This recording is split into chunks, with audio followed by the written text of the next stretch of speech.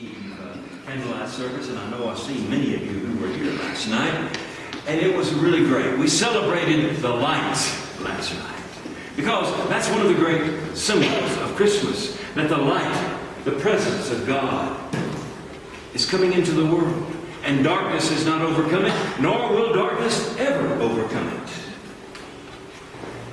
And after celebrating that last night, we now come to this time, this Christmas Day. It's unusual that it happens that Sunday falls on Christmas Day. And we excitedly celebrate that today, remembering that our God was born into this world as a tiny little baby. That's exactly what our scriptures tell us. That's exactly what the story has always spelled out to us. So today, I would like to focus upon that. I would like to focus upon the baby. And I would like to ask the question for us to meditate upon and think about, why a baby? You know, when I first graduated from seminary with my THM and my DD, I was extremely liberal.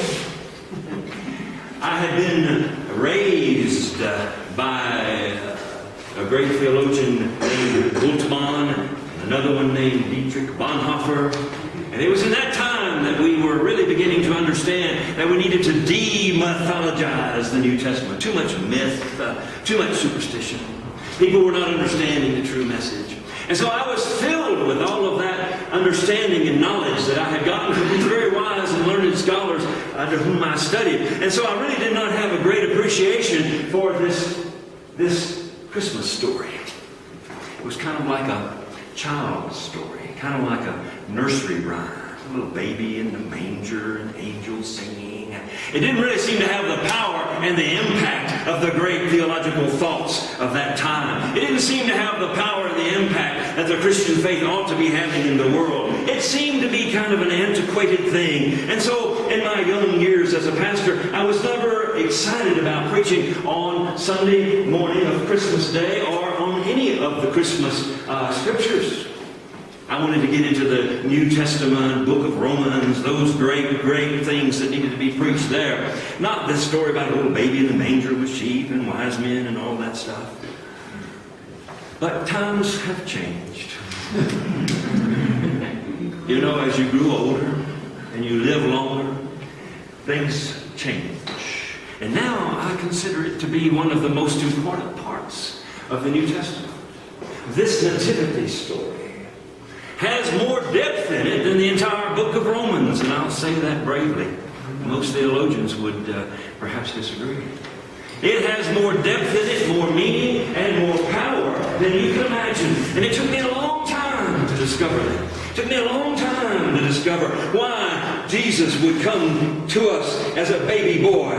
Why would we be told this story of an infant being born and that this was God in the flesh? Why would the ancient Christian persons remember it that way? Why would they tell such a story like that? They had their reason. We just don't understand it. And today I don't think many Christians understand it. I don't think many have grasped why we celebrate the baby Jesus, not the full-grown Jesus who preaches the Sermon on the Mount and dies on the cross. Oh yes, we preach that as well, but not the baby Jesus. And we don't quite understand what is the meaning and the power of the idea that Jesus was born into this world as a baby. And so today I want to try to share with you some insight I have gained over my years in the ministry of why that is such an important story and why we need to understand it so deeply in our souls that Jesus began life as we all began life, as a tiny, helpless little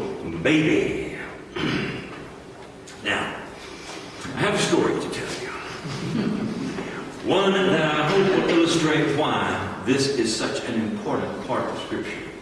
This story that we read this morning from the Gospel of Luke, the 2nd chapter, that describes the birth of Jesus.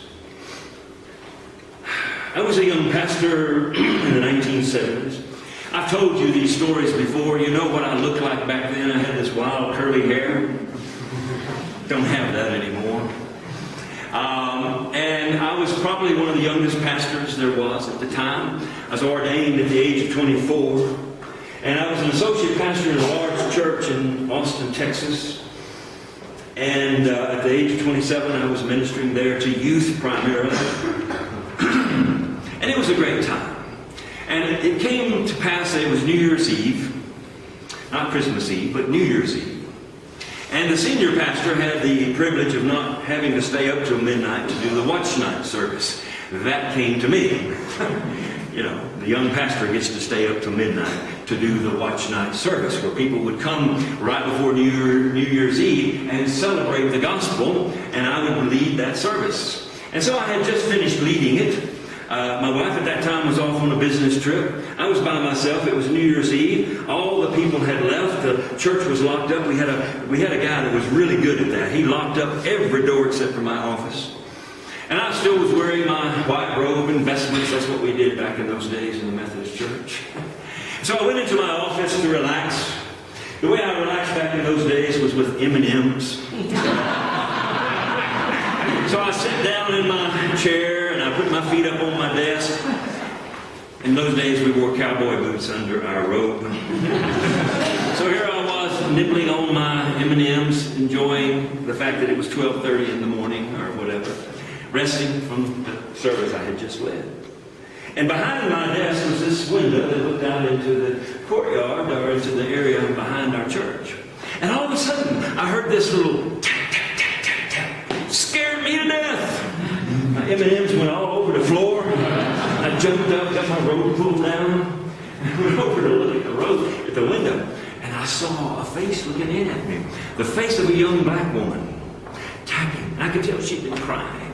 And she said, "Can I come in? Can I come in?"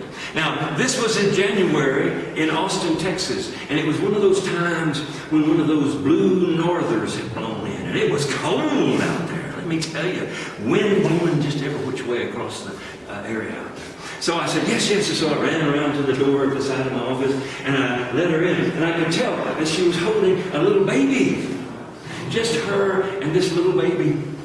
And they didn't have much warm clothes on. And she was shivering, and she had been crying.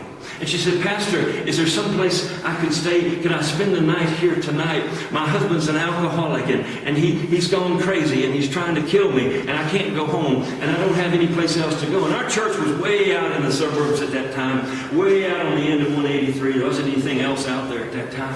And I knew she had to have walked a long ways to even get to my church door. And I was a young pastor. I'd never had an experience like this. I never had someone coming to me asking for this kind of help. So immediately I said, "Yes, well, of course, come on in." And I brought her into my office, and we had a little stove there, gas stove going on. I tried to help her get warm, and the baby was kind of crying just a little bit. And she explained to me the rest of her story and how sad it was, and if she could just sleep on the couch someplace or something of that nature, she said. And I said, "Well, let me see what I can work out." I didn't know exactly what to say at that time. And she said, "But Pastor, I have 2 other children, and I left them standing out there on the corner in front of the church. I need to run and get them and bring them in as well." I said, "Well, of course you do. You don't want those 2 little children standing out in the cold like this."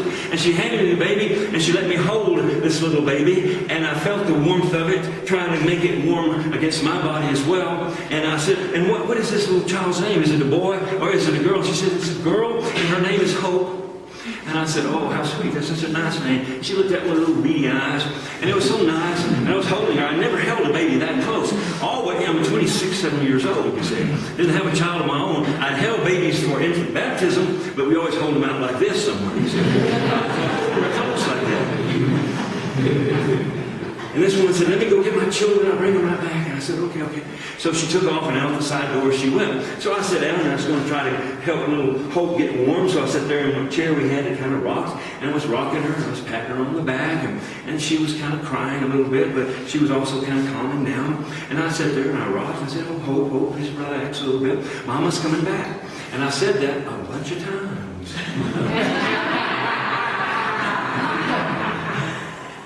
And I looked at my clock. Mama's been gone for 20 minutes. And then terror struck. What if this woman was just dumping this baby on me? What if she didn't really have 2 other children out there? And so immediately I looked at the window. I looked all around. I looked out. I couldn't see anybody. Not a soul out there anywhere. And then little Hope started to cry. And I couldn't get her to stop crying. crying. I was trying to do what I could to calm her down. And then I noticed that she didn't smell like baby powder anymore.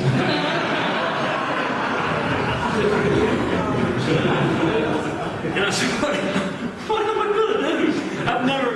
I've never, I don't even know what to do about this, really. I don't.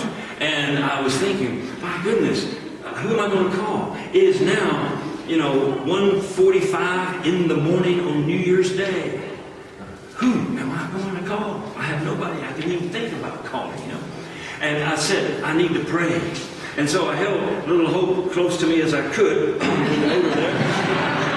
And I began to pray. And I said, Lord, help me. I don't know what to do with this little child. And Lord, help me. And I prayed. I walked back and forth several times. I prayed. And all of a sudden, as I was walking close to the window and praying, I saw a police cruiser out there in the parking lot with its lights on. I thought, oh, Lord, you delivered me. I can run out there and tell these policemen that this woman has left this baby with me. Of course, I didn't think about how strange that was going to sound. Me running out there with my white robe on, with a little black baby. Not my child, no. This woman gave it to me on New Year's Eve, and I'm the only person here at 1:30 or 2 o'clock in the morning in this freezing wind, you see.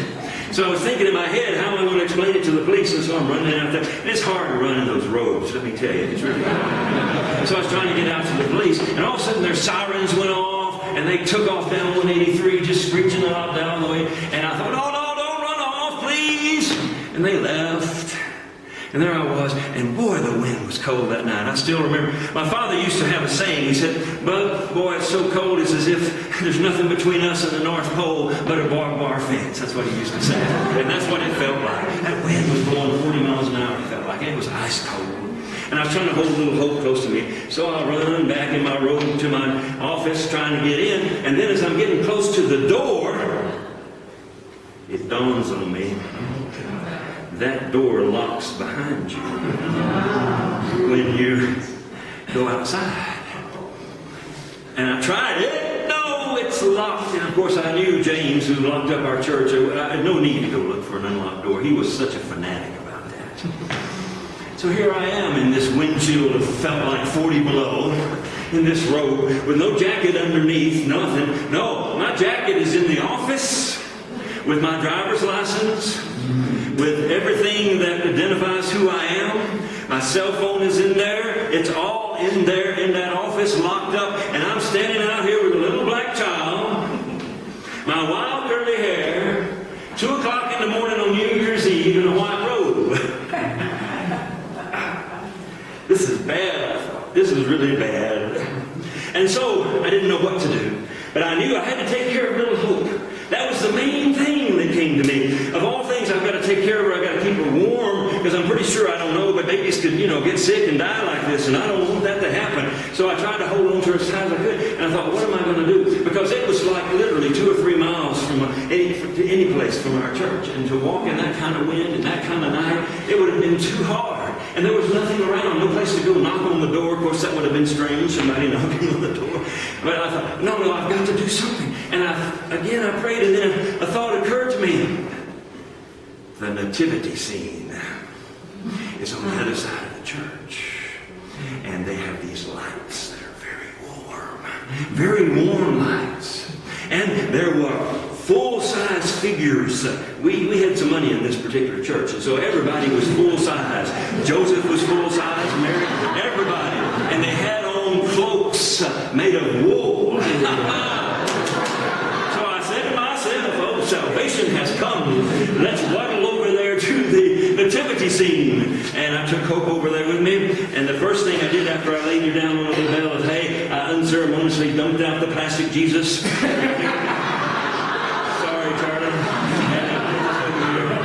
And laid a little Hope in there, and I tried to put some hay around her to keep her a little bit warm. And then I looked around and thought, what can I do? So I got these life-size statues, and I moved them all over in front of where the actual little manger was, covering everything. I put them all out here in front to make kind of a windbreak so they all were looking inward at where the crib was and all the hay and the sheep and everything. And I began to realize that I could take some of those robes and put them on myself, and I could help wrap up Hope a little bit in one or two of those. So we were beginning to feel a little bit more warmer, and the windbreak was beginning to help. And then I took the lights and I started moving them close into the little manger area there. And these were very bright lights. And they were beginning to kind of warm up that area, and we were beginning to feel kind of warm and nice in this area, and it was all good. And I was beginning to think to myself, I think we can survive until dawn, which is only about 3.5, 4 hours later. It'll be dawn, and somebody will find us out here. And so I thought, all I got to do is get some hay and build it up a little bit more, and I can get into there and take Joseph's robe and put it on myself. And of course, his turban, that was one of my greatest ideas. Get this little turban, I put that on my head, keep my head warm.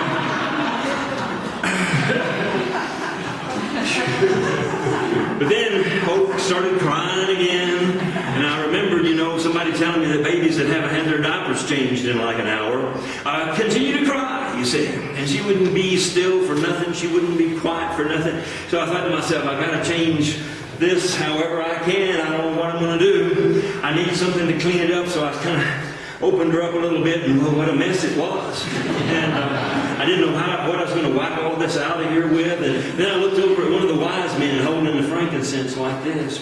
And he had this tissue coming out of the side of his frankincense. And I said to myself, this is it. Let me go get that tissue. And there was just enough in there to kind of do the job we needed to do. And I thought, well, but she still needs a diaper. I don't have no diaper, and I don't know how you can make one of these. And then I looked around, and I saw Mary's bonnet. It was red. And it had elastic around it. And I said, I know what I can do. Take one of those shepherd round sticks and break it, make a sharp point out of it, and poke 2 holes in that hat, and put it on. Little Hope, she had some diapers now. I wiped her all up, and it was then about 3 o'clock in the morning, and there was just as quiet and still, nothing going on. And I was tired, I was sleepy, but it felt like we were going to be able to be warm enough. She had quietened down. So I lifted her out real gently. I got in the hay. I pulled Joseph's robes up over me. I put my turban down tight, and I cut her next to me. And we just laid there and laid there. The next thing I know, I went to sleep. Only to be rudely awakened by 2 policemen. You in there, stand up, get your hands on your head.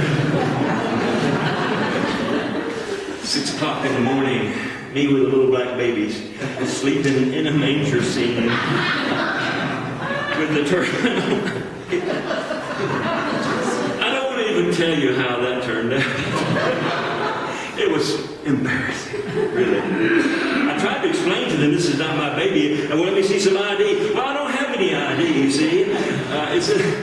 It just didn't work. I ended up down at the police station, yes, and had to be processed, yes, and they took the little baby over to Child Services. And that was kind of the way that event ended that night. We can. And so she went out and inspired many people in our congregation to do what all they could do. And we began to just think about all the ways this little baby needed help. Right then she was in a foster home by the Child Services Organization. And we would go there, and different ones of us would go and take time holding her and being kind of like 30 parents that she always said had. And we would bring to her little toys and clothes and things we bought. And then we began to work with the adoption organization, the orphanage, to see if we could get her to a good home. And Boots just took care of all of that. She just arranged so much, and she helped the adoption agency find a really good and wonderful home for little Hope. Some professional black family that needed a child and wanted a child so bad. But that wasn't the end of it. Our church didn't stop. And Boots got up one day and said to the congregation, we don't ever stop raising this child. She was given to us by God, and we don't ever stop raising her. And so from then on, that was an annual project, or actually even a monthly project of that church. What can we do for Hope today? And they would do all kinds of things. Help her have special lessons for piano, help her have dancing lessons as she grew up, give her special educational tutoring and so on and so on. For several years, that church took care of her as if that was their own child. All the people in there believed that Hope was their own child. She ended up graduating from the University of Texas Kuma Sum Long. She ended up going to medical school on the West Coast. I lost touch with her because, you know, the Methodist system, they move us on out. We go to some other church. But I always kept in touch with Boots. Boots would tell me about what was happening with her. But the good news was this church understood that God had given them an opportunity to raise this child and to sacrifice whatever they needed to sacrifice to make sure that this child knew God's love. And it was a great, great story. It was one that touched my heart. And it was one that I preached upon many times. But I preached upon it as an opportunity. You never know what kind of opportunity God is going to give you. And that's how I preached upon it. Until one day I was, again, having to write a Christmas Day sermon. And I read the story again and thought, what can I say different than I have said all these years about Christmas? What can I say? And I was reading the passage from Isaiah, which we haven't read today, chapter 9, where it says, "For unto us a child is born." And it just dawned on me. It says, "For unto us a child." It doesn't say just unto Mary a child. It says unto us a child. So quickly, I turned over to Luke chapter 2. And guess what?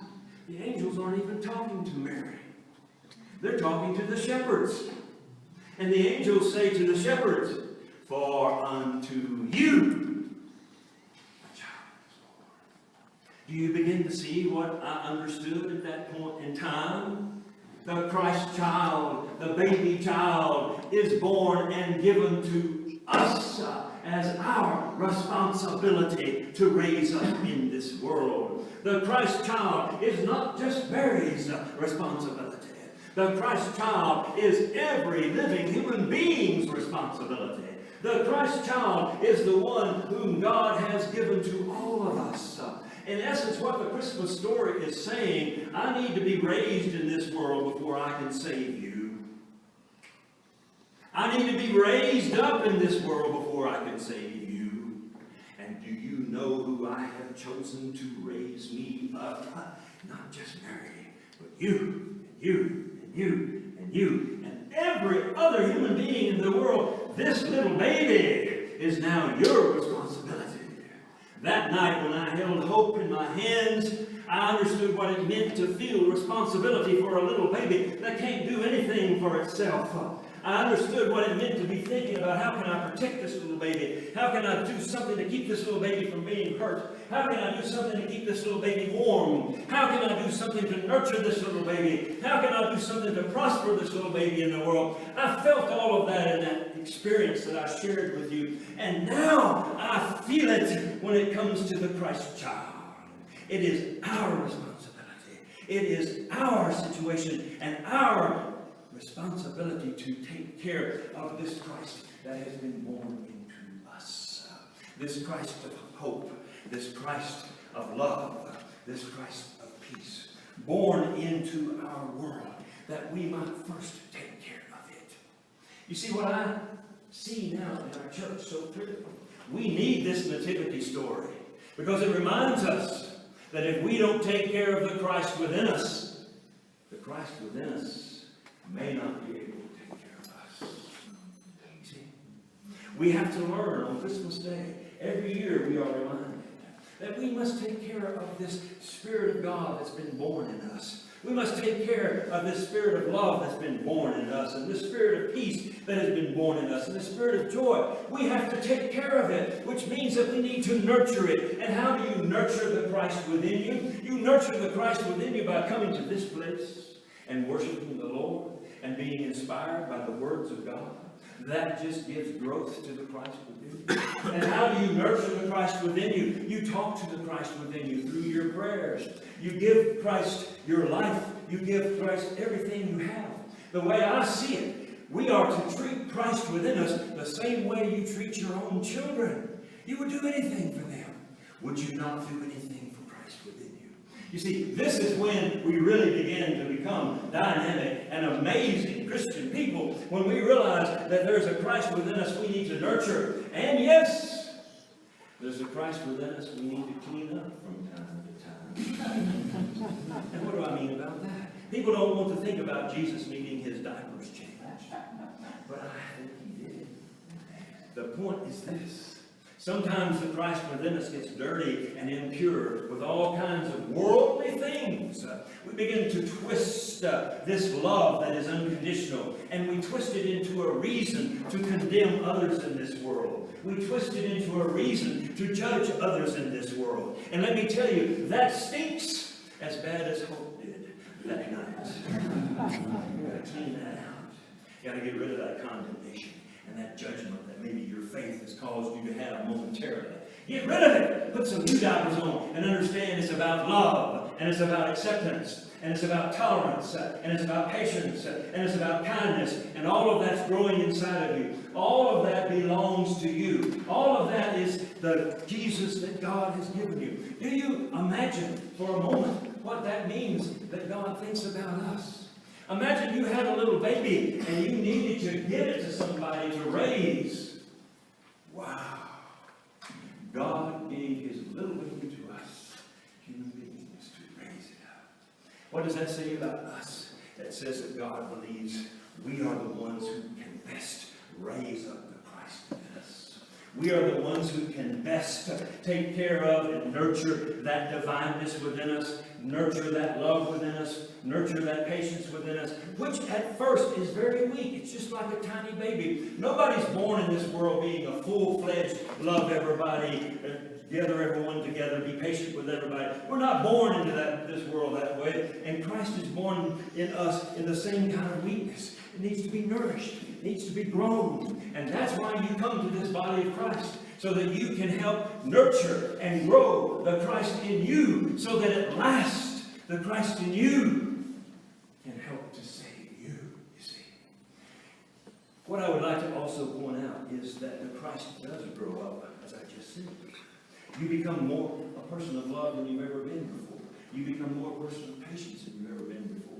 You become more of a person of joy and love than you've ever become before. But what you realize is, the reason you become that is because you have taken care of what God has given you. You've taken care of the Spirit he gave you. And now that Spirit has grown up. And now when you find yourself in times of trial or times of temptation or times of tragedy, guess what?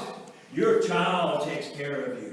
The child of Christ you raised up takes care of you. And you find yourself full of peace because you know this child that you have raised from just the tiniest little thing within you. It's now a full-grown God within you. A full-grown God who can guide, direct you, lift you up, show you what to be, and lead you in that way. What a tremendous, tremendous thing that is. So, the night in which I met little Hope, and the story I tell you about her, is a parable for me. And now, I just, every time Christmas comes, I think about little Hope. And I think about how God begins his life in us as a little child. And I begin to realize that it is probably much more powerful that we know that than we know any of the things that are before us. Because when we know that it is our responsibility to grow this Christ child within us, that God expects us to do that, that our greatest ability as human beings is responsibility. We can respond to what God has done. And God has given us this new life inside of us. And we can take care of it. And God believes we can take care of it. And God believes we can grow it within us. And what great good news is that at Christmas time, that we can do this because God believes we can do it. In conclusion, I would say that I did finally receive one last letter from Boots. She was about 40 years older than me at the time. And she was very ill and she was passing away. And she wrote a letter to me, just reminiscing over all the great ministries we had when I was there at the church with her. And going over the fact that it was such a blessing to have had little Hope given to us. And what a tremendous experience it was for 18 or 19 years in that church to take care of little Hope. But at the end of the letter, before she died, she wrote something that has stayed with me. all the days of my life. And it's a great Christmas message. She wrote, you know, Pastor Phil, we did not save hope. Hope saved us. Merry Christmas.